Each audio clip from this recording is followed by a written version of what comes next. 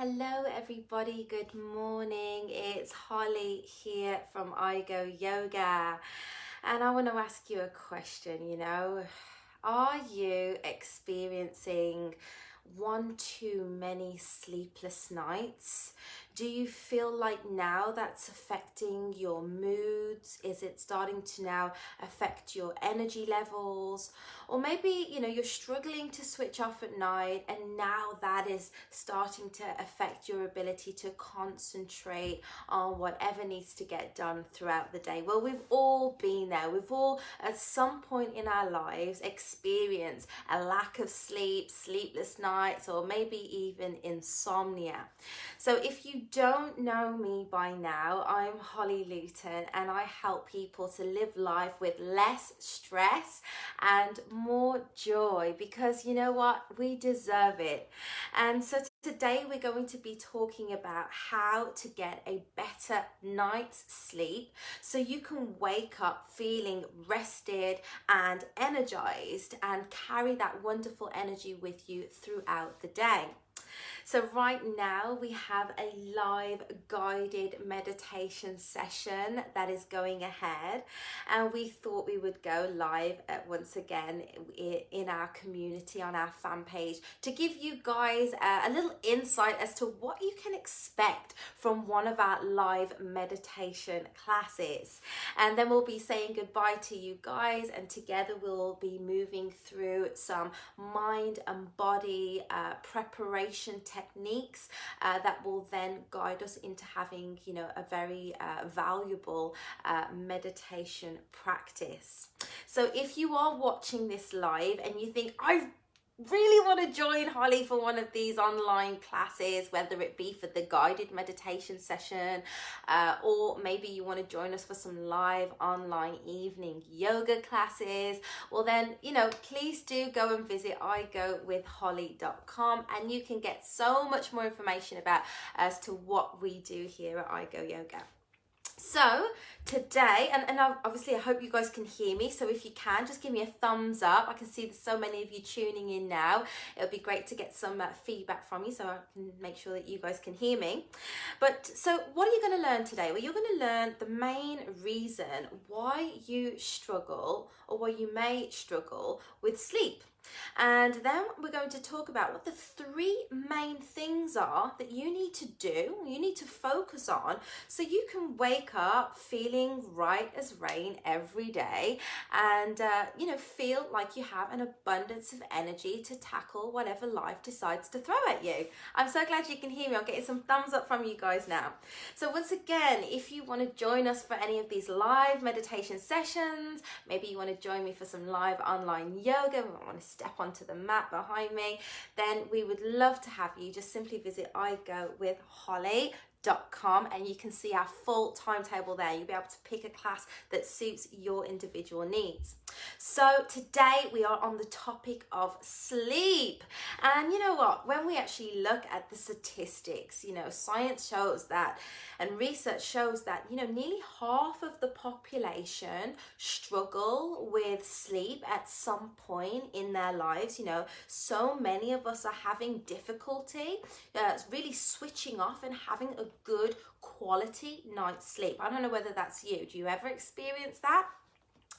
And because of this, so many of us are waking up feeling exhausted before we've even started the day.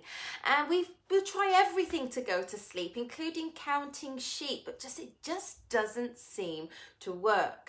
And unfortunately, so many of us, we seek advice and guidance from, the medical professionals. And then before we know it, we're on, quite heavily prescribed sleeping pills, sleeping tablets that, are knocking us out at night. And don't get me wrong, we're probably waking up feeling more and more refreshed. And I certainly feel that the medical industry, and there is a place for, medication that helps you to sleep. but I would believe it would only be as a necessity, and that there are so many natural, holistic ways for you to increase your quality of sleep without relying on medical drugs. So why do we experience then so many sleepless nights? You know, I think on average, so many of us have like maybe 3 to 4 sleepless nights a week. I mean, imagine how that's really affecting us in the long run, mentally and physically as well. So why do we struggle to sleep? Well, it's because we are so bombarded with just, you know, so many thoughts around the day, around our life circumstances, maybe around COVID-19 at the moment. You've got so much on your mind. You're thinking about worldly affairs. You've got money on your mind. You're thinking about work. You're thinking about family. And, you know, there's just that constant stream of thoughts that you just can't seem to slow down and switch off from. I don't know whether you can relate to that. And because of this, we end up having very high cortisol levels, and cortisol is your stress hormone that is essential, you know, especially throughout the day, to help us to overcome any dangerous situations that we might find ourselves in. I always use this example, like imagine you're crossing the road, you know, casually on your phone talking to your best mate, and then all of a sudden you look to the right and you realize there's a lorry just hurtling towards you at like 50 miles an hour. That cortisol, that stress hormone in your body, is released through your adrenal glands, and that will get you the hell out of the way. But unfortunately, you know, what is happening is because we're so very highly stressed, you know, we're trying to be everything, be everywhere, all at the same time. And that's causing us to have these prolonged spike in our cortisol levels. So really at the end of the day, when we should be winding down and relaxing and tuning out of all the stresses in life, we are, you know, instead we are, you know, still at peak in the cortisol level. So our body is still in that very fight or flight mode. And when we are experiencing high cortisol levels, it prohibits and restricts the body's ability to release the sleep hormone, which is melatonin. So melatonin is responsible for putting you to bed at night, you know, and helping you to have a very restful night's sleep. But while we are peaking in cortisol, we're not able to release that very relaxing hormone melatonin. So I've got an itchy nose today. So we're not going to, one of the big challenges around, you know, having a busy mind is that we're just not getting to bed on time. So I don't know whether you can relate. We end up scrolling on Facebook or Instagram, or maybe we're up late watching an episode on Netflix, and then, you know, how Netflix just plays the next episode without, you know, asking your permission. Before you know it, you know, you're going to bed in the very early hours of the morning. And, you know, for many of you right now, especially during COVID, you might not have to get up to go to work. And you might think, well, I'm still getting my 8 hours of sleep a night. I'm still getting my beauty sleep. Well, it couldn't be further from the truth. And I'll tell you why in a minute. Because when we go to bed late, what it does is it alters the body's body clock. Okay, it alters your body clock, and that makes it, you know, more habitually difficult to fall asleep at an earlier time. So you're probably finding, well, I go to bed on average at, and you know when your body tends to fall asleep. But for most of us, that's well after 10:30 in the evening. So most of us are not following our natural sleep wake patterns, and this pattern is known as the circadian rhythm. I'd really encourage you guys, if you haven't heard of the circadian rhythm, go and Google it, go and do a bit of research on it, and it will certainly give you some insight around when you need to be getting to bed at night. Because if you are going to bed after 10:30 in the evening, and I know a lot of you are thinking, that's so early. I know, I felt the same way as well when I first started this. But if you're not going to bed at 10:30, you are missing out on the vital, I cannot stress to you, the vital rest that you need to be able to recover physically and mentally. So when the sun goes down, let's say on average around about 6 p.m. in the evening, we should too start to go down. So from 6 p.m. we should be starting to wind down from the day. We want to, shut off all external stresses if we can, maybe lower the lighting, because, artificial light really affects our ability to sleep. If you're sitting glaring at, your phone and it's on its brightest, your body is going to believe that that's light is coming from natural daylight, it's coming from the sun. So of course you're going to have difficulty falling asleep if you're sitting, glued to your phone every evening. So we want to be winding down with the sun so we can reduce the stress levels and really encourage the increase of melatonin.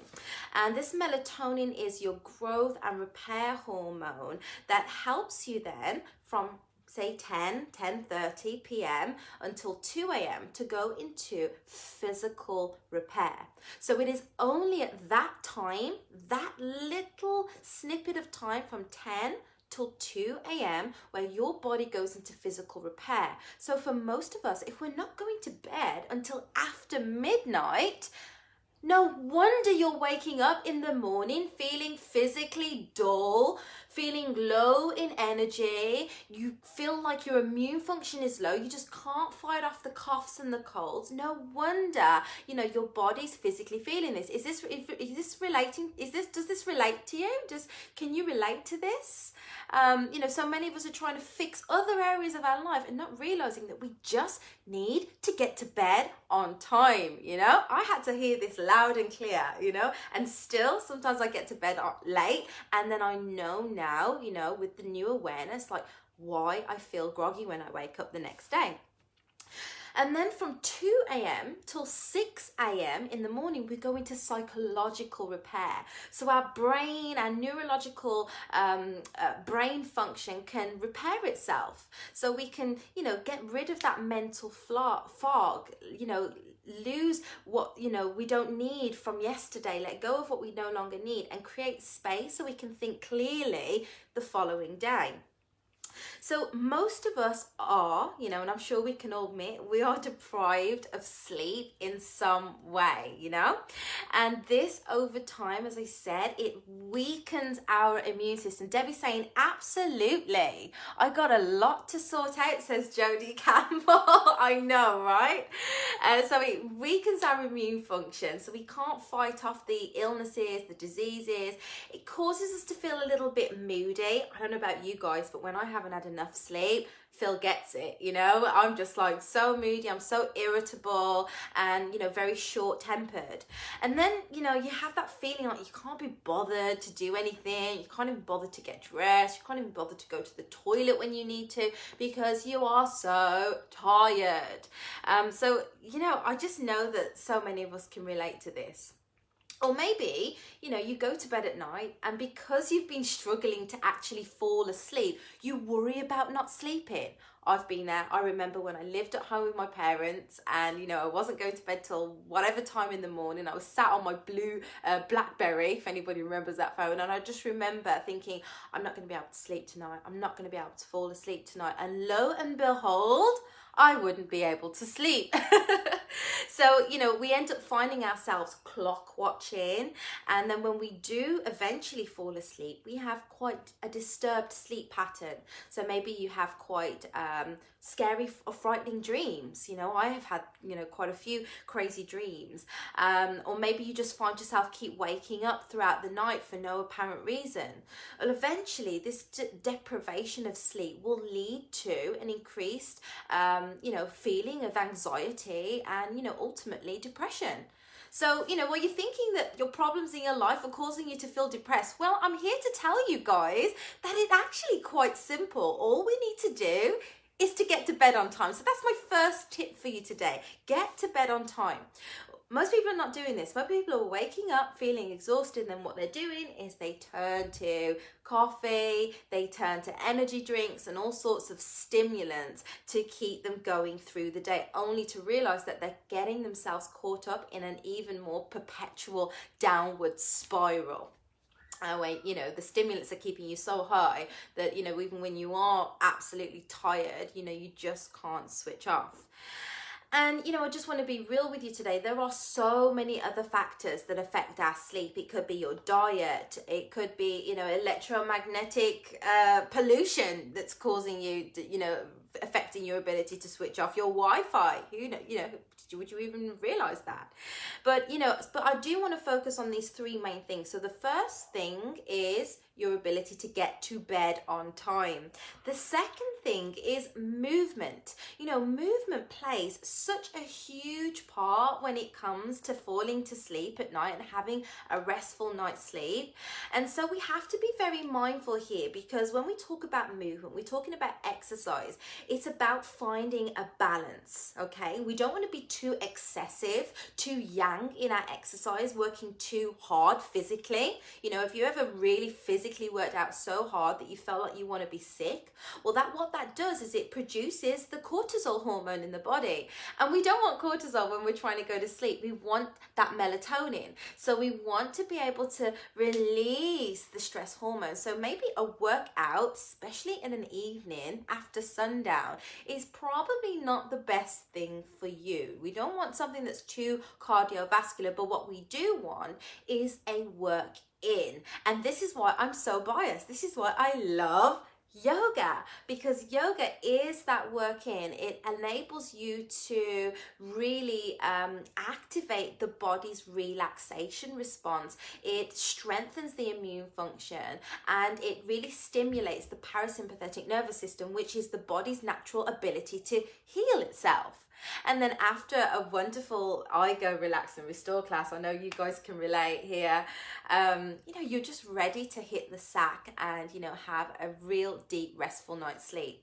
And one thing I will say is that, you know, being at the studio and seeing hundreds of people come in every day, I have people, you know, that have come to me and they say, you know what, I haven't slept for 5 years. I haven't a solid night's sleep for 5 years. And I did one yoga class, one relaxing yoga class, and I was out like a log, you know. And this is the story that's been echoed through the world. People are now being able to take back control of their health via their sleep, and using tools like getting to bed on time, the circadian rhythm, and movement to help them to really activate the body's relaxation response.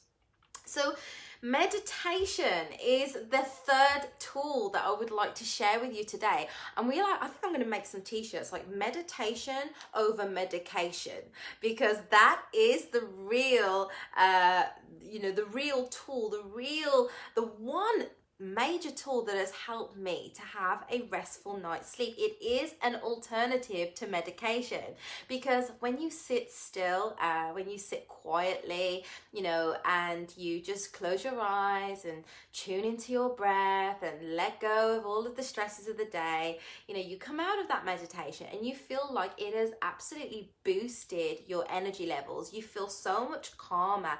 I promise you guys, I am a better mom with my daughter Shanti because I meditate. You know, if I get up and I don't meditate for whatever reason, maybe she gets up like super early, I can feel a little bit wired and a little bit on edge through the day, you know, like I'm, you know, losing it a little bit. But when I start my day with meditation, you know, I feel like I can just like, I can handle anything. I can just keep smiling all throughout the day. So, you know, meditation also helps to relax the muscles. So you loosen up the body, you let go of that physical tension, and then you also let go of the mental tension as well. Because like I said, it helps you to move into that more peaceful state. And actually research has shown, science has proven that meditation works, especially if you practice for over an 8-week period. You actually see a decrease in that high beta, that high stress brain wave wave down to maybe a theta, maybe more of a relaxed brainwave, a slower brainwave response, so we can, you know, really begin to, you know, focus our energy on healing rather than, you know, spending that unwanted energy. So, and thousands of studies, guys, if you just go and do your research, thousands of studies show that meditation is a proven way for you to increase your sleep. Oh my God, to have a better night's sleep. And you know what? To overall have a better life as well. So if you want to fall asleep easier, if you want to have, you know, a restful night's sleep, like you want to sleep like a log, like a baby, then, you know, I would definitely suggest that you come back to the 3 things. Number 1, what was it, guys? Getting to bed on time. Number 2 is moving in the right way. You know, yoga is an amazing way for you to have a work in. And number 3 is meditation. Okay, finding that quiet time to really activate that parasympathetic nervous system so you can, you know, reduce your blood pressure, ease physical pain and tension, and, you know, really start to tackle that anxiety and depression that we just really don't want in our life. So I hope today's talk, I hope today's discussion has helped you. With our private group now, we're going to be going into some breathing techniques, a mantra as well today. I have a great mantra to use, and then we'll be going into a deep guided meditation experience, which should enable you to get the equivalent of around about 8 hours sleep. Yes, 8 hours sleep. And you know, in the modern world we call it yoga nidra. So you guys will know, maybe you've practiced it before, where we're going to be literally scanning the body from head to toe, and it's a great way for you to just feel totally relaxed and totally at peace. And you can do this at any time throughout the day, and even before you go to sleep at night. You'll find that you'll just be halfway through it and you'll just wake up feeling bright-eyed and bushy-tailed the next day. So thank you so much for listening, everybody. Did that give you value? Do you feel like now you know how to get a better night's sleep so you can feel rested, so you can feel more energized, ready to take on whatever the week has to, you know, throw your way? I hope that it's helped you. And if you're just tuning in now, I advise you to go back and watch this from the beginning, because it's so valuable. It took me ages to really get my head around, you know, improving my health for the better, and improving your sleep is probably the first place that you really want to start. So if you'd like to join me for any future live online meditation or yoga sessions with myself, then please do head over to igowithholly.com and you can see our full timetable there. I'm just so excited to work with you. I'm so excited to see you on your mat soon and help you to really live life with less stress and a lot more joy. Take care, guys. Thank you so much. See you soon.